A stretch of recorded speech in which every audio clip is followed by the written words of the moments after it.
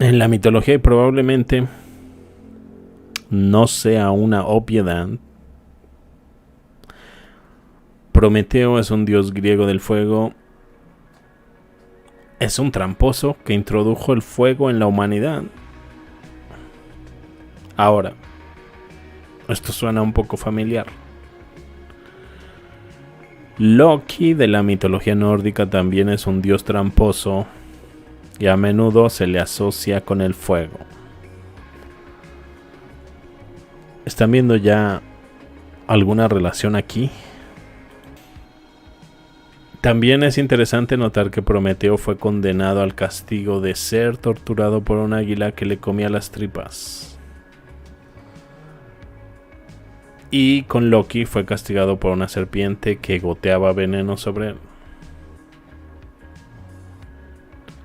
Y hay innumerables piezas de simbolismo en todo el mundo asociadas con una serpiente y con una águila.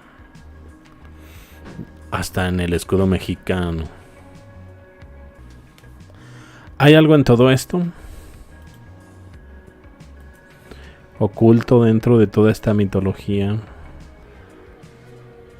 ¿Por qué todas las civilizaciones mantienen paralelismo? ¿Por qué Prometeo y Loki comparten tantos rasgos a pesar de pertenecer a culturas separadas por miles de kilómetros? Ambos desafiaron a los dioses establecidos, ambos son figuras ambiguas asociadas con el conocimiento y con el fuego. Ambos terminan castigados de manera brutal, ambos parecen representar al transgresor que entrega algo prohibido a la humanidad. Yo sé que hay otra figura por ahí que les está resultando familiar. De hecho, varias. A eso se suma un patrón que se repite una y otra vez en diferentes mitologías. El dios del trueno enfrentándose a una gran serpiente, el águila y la serpiente como símbolos opuestos.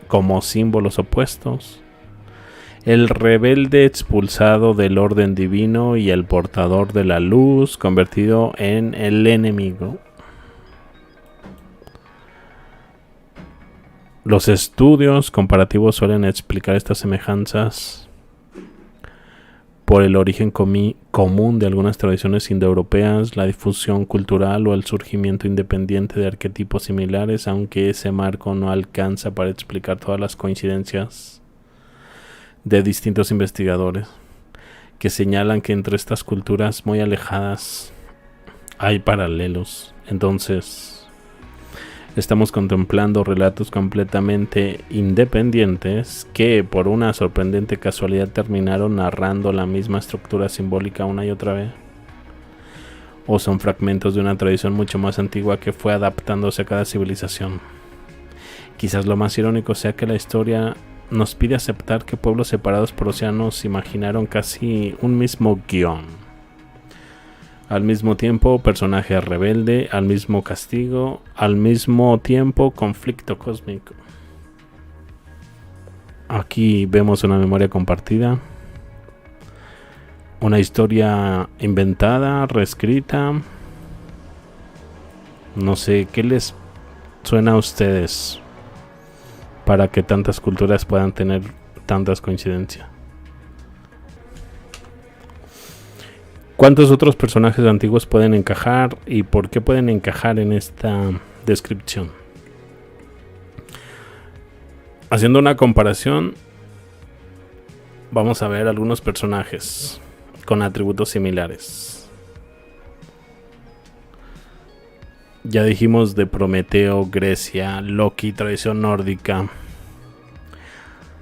¿Quién anda por ahí? Lucifer. Estos tres desafían el orden establecido y se asocian de distintas maneras con el conocimiento, la luz o el fuego. Los tres terminan castigados por un desafío, aunque sus papeles y significados difieren considerablemente. Hay otro personaje, el Thor nórdico, Zeus griego, Indra védico, Perún eslavo, todos dioses del trueno que combaten a una serpiente, dragón o monstruo del caos.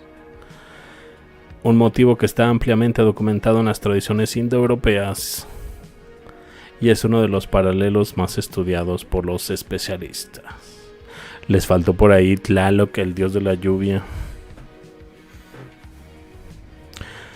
Ahora, Quetzalcóatl, Mesoamérica y Kukulcán Maya representan esencialmente la misma deidad de culturas relacionadas a la serpiente emplumada vinculada al conocimiento, el viento y la civilización. Osiris, Egipto, Dionisio, Grecia y para algunos investigadores otras figuras de muerte y renacimiento comparten el tema de morir y volver a la vida o de simbolizar la regeneración. El Odín nórdico y Hermes griego ambos están relacionados con la sabiduría, el viaje entre mundos y el conocimiento oculto, aunque cumplen funciones diferentes.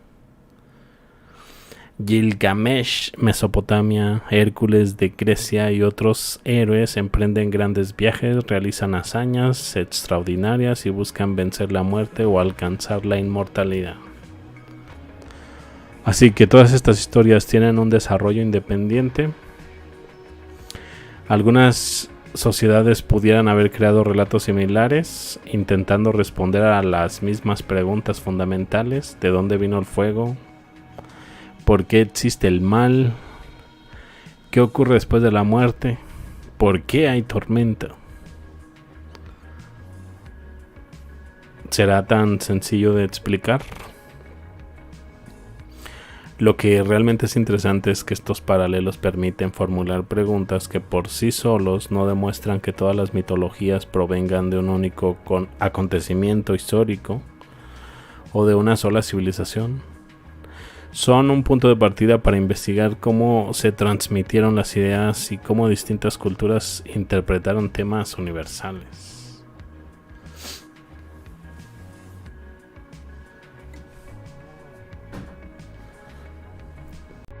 Hay algo aquí que no encaja con la versión oficial.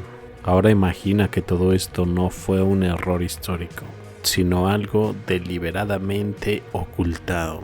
Lo que acabas de ver tiene implicaciones que casi nadie quiere explorar. No te vayas ahora, lo que sigue es clave. La siguiente pieza está apareciendo ahora mismo en una de las ventanas. Dale clic.